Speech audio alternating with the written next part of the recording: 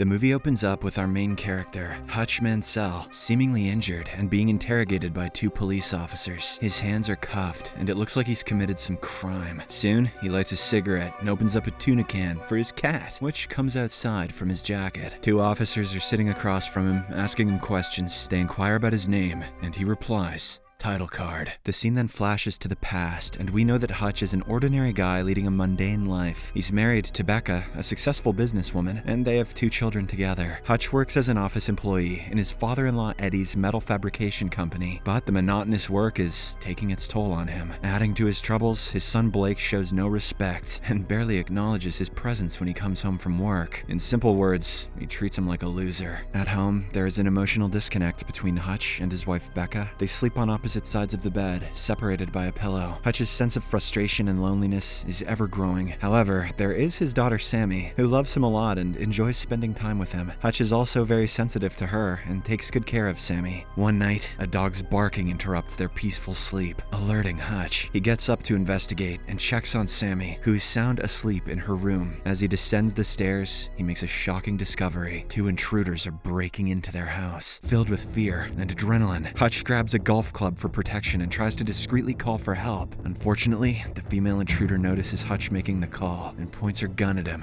forcing him to stop. They demand money, while the male intruder insists on taking Hutch's watch and wedding ring. In a tense moment, Hutch tries to explain that they don't have much money in the house. During the robbery, the female intruder spots a glass bowl nearby, containing some money and a bracelet. She takes the contents of the bowl and prepares to leave. As this happens, Hutch notices a tattoo on her wrist and lets them take what they want without opposing. After a while, Blake arrives out of nowhere and tackles the male intruder. Hutch thinks of attacking the female robber with the golf club. He's got a clear shot, but he hesitates. Instead, he orders his son to let them go. The intruders then flee with the loot, and Blake ends up with a black eye from the scuffle. He also now thinks his dad's a baby-back bitch. Later in the night, the police arrive to investigate the break-in, but Hutch's family is disappointed in his decision to not confront the intruders. Even the policeman comments on how much of a loser he is. Feeling guilty and ashamed, Hutch goes downstairs to sleep on the couch, and Sammy joins him, offering the only affection that he receives that night. Sammy suggests getting a cat to bring some joy to their home. The next morning, Blake asks Hutch for an interview to complete a school project on veterans. However, Hutch admits that he wasn't a soldier and was only an auditor. Becca recommends that Blake interview his uncle for the project, who had real military experience. Hutch goes outside into the driveway, and his neighbor also emasculates him in front of his wife.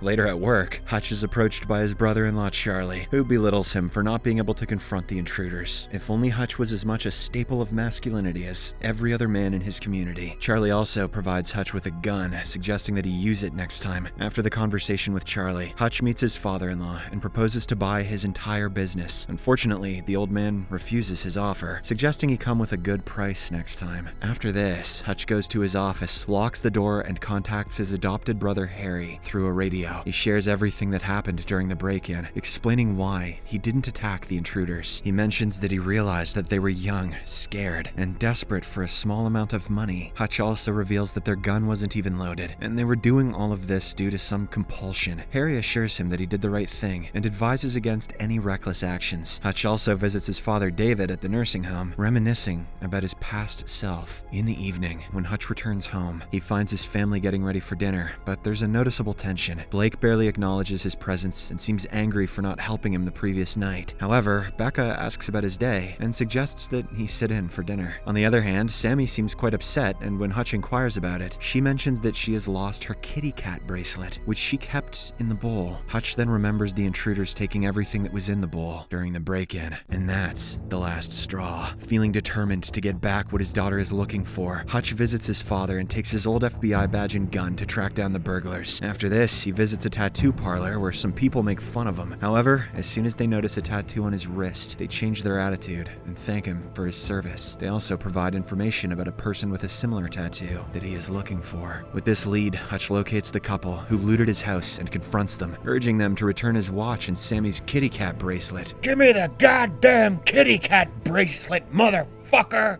yells Bob Odenkirk. However, the couple mentions that they have no idea about the bracelet. Enraged, Hutch decides to search for it in the house, but he finds himself in a difficult situation when the couple's sick baby wakes up. He notices that the baby is severely ill, and the couple stole his money for its treatment. Because of this, Hutch decides to leave without further discussion and walks out of the house. Frustrated and upset, he vents his emotions by punching a wall repeatedly. Afterward, Hutch takes a bus to return home, but the ride is interrupted by a group of 5 thugs who board and start intimidating the passengers, especially a young girl sitting alone. Fed up with the thugs' behavior, Hutch takes action. He asks the driver to leave the bus and then confronts the attackers. Initially, he removes the bullets from his gun and warns them to stop, but when the thugs don't listen and laugh at him, Hutch loses his temper and unleashes a relentless beating on them. During the fight, he gets stabbed, but despite getting injured, he doesn't back down and almost beats the thugs to death. After dealing with the situation, he apologizes to the bus driver for the chaos and returns home. Late at night, Hutch arrives home to find his wife Becca waiting for him. She asks where he had been, and he replies that it felt like old times and that he misses her. Becca lovingly tends to his wounds as they discuss the emotional distance between them and the lack of intimacy in their marriage. Hutch asks her if she remembers who they used to be, hoping to reconnect with their past selves and maybe, just maybe, get a little bit of ass that night. They then share a moment of closeness as Becca removes the pillow that had been separating them for so long. Meanwhile, Yulian Kuznetsov, a Russian mob enforcer, gets upset with his driver and walks into Club Molina in what is perhaps one of the best villain intros I've seen in ages. He crosses the street in front of live traffic, skips the line, cozies up to a bunch of regulars, and then performs on stage, throwing down some insane moves. Then talks with a group of men, assuring them of the security for Obshok, a large operation dealing with money laundering. Yulian introduces them to Pavel, his right-hand man, and assures them that their money will be safe. But despite his efforts to gain their trust, a guy criticizes his abilities due to his propensity for dance. In reply, Yulian just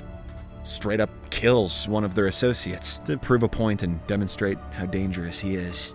Badass. In the next scene, Yulian visits his brother in the hospital, who turns out to be one of the thugs Hutch beat mercilessly during the bus incident. Yulian suspects that the attack is connected to Obshok, and he gets a Metro card found during the fight. Unfortunately, the card belongs to Hutch, and he becomes the gangster's #1 target. The next morning, Hutch feels confident as he prepares for the day. He's eating griddles and shit and feeling like a boss. He praises Blake for standing up to the intruders and calls him a brave kid. Suddenly, his brother Harry calls, warning him about Yulian and advising him to be cautious. Harry also tells him to meet a person called the Barber at a nearby salon for more information. Hutch wastes no time and meets the Barber, who provides details about Yulian and Obshok. The Barber warns that Yulian might target Hutch's family and advises him to keep them safe. Meanwhile, Yulian is burdened with taking care of his injured brother and wants to get revenge for his condition. His subordinate tells him about Hutch's father in a nursing home, and Yulian's secretary tries to find out more about Hutch, but the archives show nothing significant. At home, Hutch seems cheerful, cooking for his family and suggesting a trip to Italy, despite knowing the danger Yulian poses. Suddenly, he senses a threat when a car approaches their house. Hutch quickly takes his family to the basement, instructing them not to make noise or call the police. He promises to come back for them. Right then, Yulian's henchmen, led by Pavel, attack the house, but to their surprise, Hutch fights back fiercely, defeating most of the attackers. Sadly, Pavel attacks Hutch from behind with a taser and takes him away in a car. Later, unbeknownst to everyone, Hutch regains consciousness and finds himself in the trunk of the car. He manages to get hold of a fire extinguisher and dislocates his wrists to remove the handcuffs. You'd think he would escape out the trunk, but nope! Hutch kicks the seat down, then uses the fire extinguisher to blind his abductors, causing the car to crash. After this, he walks out of the trunk and reveals his true identity to Pavel, right before the latter passes away. Next, Hutch rushes back home and lets his family out of the basement. He then sends them to a safe place while he deals with the attackers. He assures Becca that he is doing all of this for their safety and will definitely bring them back after everything settles. After his family leaves, Hutch places the injured men on the couch and reveals his secret to them. He confesses that he used to be an assassin, working for intelligence agencies to eliminate untouchable and dangerous targets. He mentions that he retired after sparing a man he was supposed to kill because he found out that the man had a happy family and was trying his best to get out of his criminal life. Since then, Hutch has been trying to stay away from his past. Later, he finds Sammy's kitty cat bracelet near a pool of blood and realizes that all this could have been avoided had he found the bracelet earlier. He then decides that he must erase all traces of the recent killings. To do so,